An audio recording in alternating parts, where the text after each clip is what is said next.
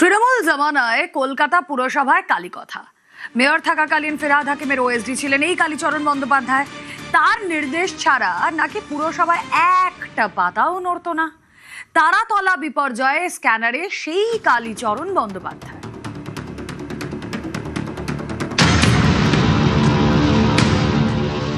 আমরা কালীকে তুললে সব বেরিয়ে যাবে।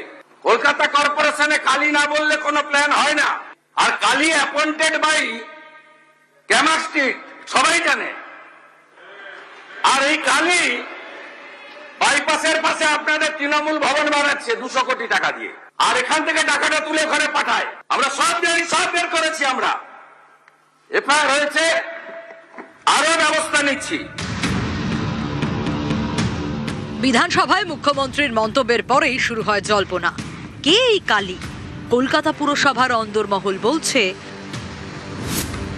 কালী হলেন কালীচরণ বন্দ্যোপাধ্যায়, ডব্লিউবিসিএস অফিসার, একদা ফিরহাদ হাকিমের ডান হাত, এখন পুরসভার এমপি ল্যান্ড ম্যানেজার।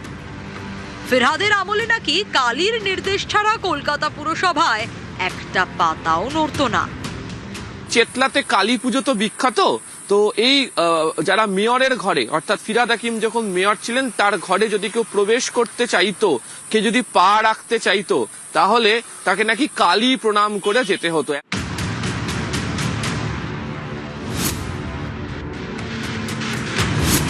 2003 সালে ডব্লিউবিসিএস পরীক্ষায় রাজ্যের দ্বিতীয় হন কালীচরণ বন্দ্যোপাধ্যায়। যোগ দেন ভূমি রাজস্ব দপ্তরে। 2006 সালে ওয়েস্ট বেঙ্গল পুলিশ সার্ভিস পরীক্ষায় বসেন। তাতে প্রথম হয়ে 2008 সালে রাজ্য পুলিশে যোগ দেন। প্রশিক্ষণের সময় পুলিশ ছেড়ে ফের ভূমি রাজস্ব দপ্তরে ফেরেন। 2010 থেকে পুরসভায় শুরু কালী রাজ। সোশ্যাল সেক্টরের চিফ ম্যানেজার পদে বসেন কালীচরণ। 2018 সালে কলকাতার মেয়র হন ফিরহাদ হাকিম। ওজন বাড়ে কালীরও। ফিরহাদের ওএসডি হন কালী। এরপরই উত্তরোত্তর বেড়েছে কালীর দাপট। কেএমসিতে তিনিই ছিলেন শেষ কথা। তার চোখ এড়িয়ে নাকি কোনো প্ল্যান পাস হতো না।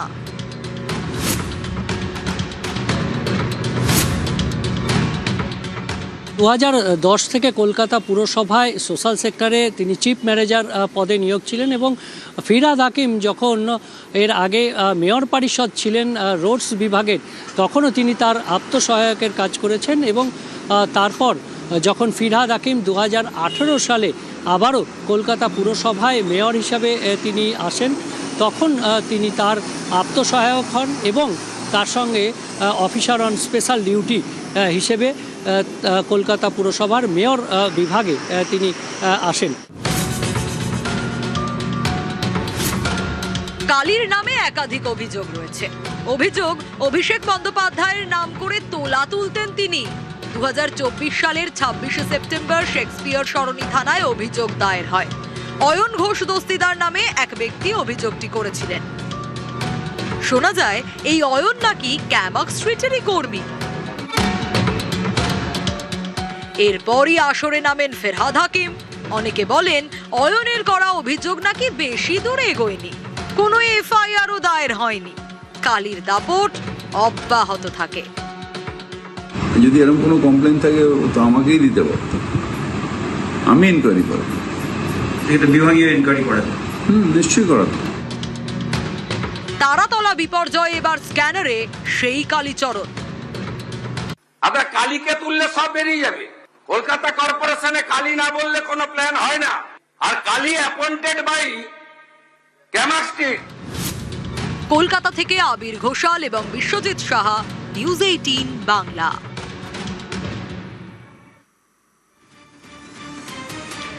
কলকাতা পুরসভার বিল্ডিং ডিপার্টমেন্ট যেন ঘুঘুর বাসা।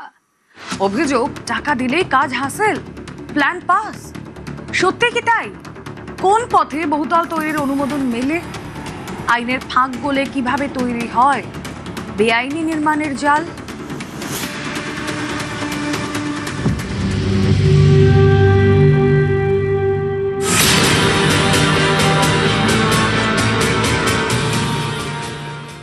সব জায়গায় টাকা নিতে নিতে এই সিটি অফ জয়কে এবং বৃহত্তর কলকাতাকে মৃত্যুপুরীতে আপনারা পরিণত করেছেন। ব্যাঙের ছাতার মতো গজিয়ে ওঠা বহুতল, একটা আরেকটার গা ঘেঁষে। এমনও জায়গা আছে যেখানে রাস্তা নেই, তাও বিল্ডিং আছে। গত কয়েক বছরে কলকাতা এবং তার আশপাশের এলাকায় এটাই হকিকত। কিন্তু কেন এই অবস্থা? কারা দায়ী এর জন্য? কলকাতা পুরসভার অন্দরে কান পাতলে শোনা যাচ্ছে কোটি কোটি টাকার ডিলই দরজা খুলে দিচ্ছে বেআইনি নির্মাণে। কি এই ডিল, কিভাবে হয় এই ডিল, তা বুঝতে আগে জানতে হবে কলকাতা পুরসভা এলাকায় কিভাবে মেলে বহুতল তৈরির লাইসেন্স।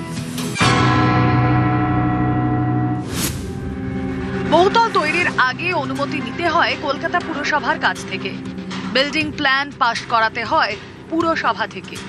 প্রস্তাবিত বহুতলের উচ্চতা 14.5 মিটারের কম হলে এলবিএস বা লাইসেন্স বিল্ডিং সার্ভেয়ারই প্রাথমিকভাবে প্ল্যান পাশ করে দেন। 14.5 মিটার মানে G+3 বা খুব বেশি হলে G+4।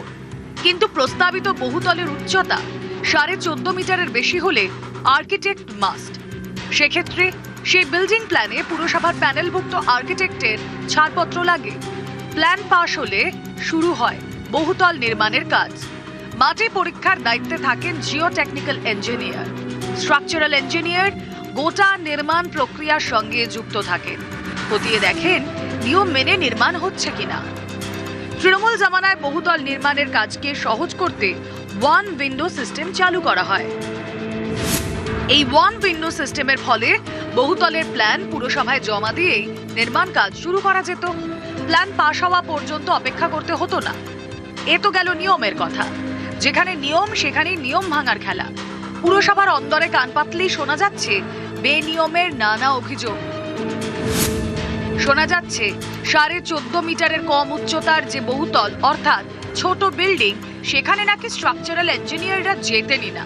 অভিযোগ, বড় বহুতলের ক্ষেত্রে অনেক সময়ই মোটা টাকা ডিল করে নিতেন স্ট্রাকচারাল ইঞ্জিনিয়াররা। নিয়ম মানুক চাই না আমার, পুরসভা থেকে মিলে যেত সিসি বা কমপ্লিশন সার্টিফিকেট। এই বিল্ডিং প্ল্যানটা জানুয়ারি মাসের 17 তারিখ 26-এ আপনারা দিয়েছেন। আপনার প্রাক্তন মেয়রের সই আছে এতে। এইটা দেখুন, মাননীয় ফিরহাদ হাকিমের সই।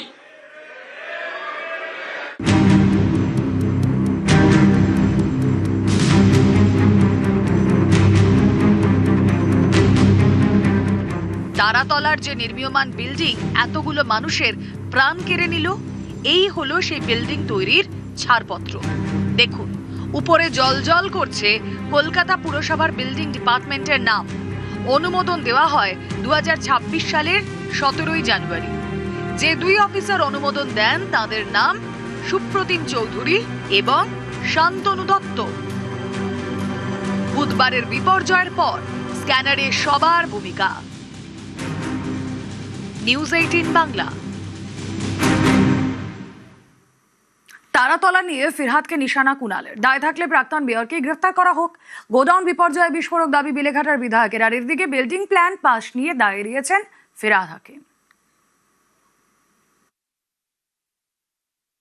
ফলে এত বড় ঘটনা যখন হয়েছে, যদি সেখানে কোনো অনৈতিক বা অবৈধ কোনো কিছুর সেই জায়গায় হয়ে থাকে, তাদের প্রত্যেকের আমরা গ্রেফতার দাবি করছি। আমরা এটাও সঙ্গে যোগ করছি যে শুধুমাত্র সামনে কয়েকজনকে দেখা যাচ্ছে, তাদের নামে এফআইআর হলো এবং তাদের গ্রেফতার করে নেওয়া হলো, আর বড় নাম যদি পেছনে থাকে তাহলে সেটা শুধু রাজনৈতিক উদ্দেশ্যে বিধানসভায় ব্যবহার করা হলো, সেটা যেন না হয়।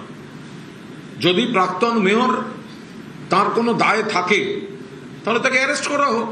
তো মুখ্যমন্ত্রী যখন দেখিয়েছেন, তো তখন সামনে যে কজন থাকবে নিচু স্তরে তারা শুধু গ্রেপ্তার হবে, আর কেউ কেউ নতুন তৃণমূলের সহসভাপতি হয়েছেন বলে গ্রেপ্তার হবেন না, প্রোটেকশন দেবেন মুখ্যমন্ত্রী, দুটো যেন না হয়।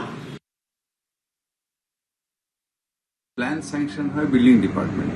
প্ল্যান আমার কাছে আসারও কথা না। আমি জানি না উনি কি বিষয়ে বলেছেন। জেনারেল প্ল্যান স্যাংশনের কর্পোরেশনের বিল্ডিং ডিপার্টমেন্ট, ওদের কমিশনার হয়ে ওটা অ্যাপ্রুভালের জন্য আমার কাছে এমডিসিটা আছে। ওটা শুধু ফর্মালিটিজ একটা, মানে এমডিসিতে টেকনিক্যাল পার্সনরা থাকে এবং আমার ওটার মধ্যে কোনো এখতিয়ারও নেই। কোনো প্ল্যান স্যাংশনের ক্ষেত্রে এক্স মেয়রের কোনো মানে এখতিয়ার নেই, বা কোনটা ইলিগাল হলো কোনটা হলো না সেটা দেখারও এখতিয়ার আমার নেই। এটা কর্পোরেশনের রুলস।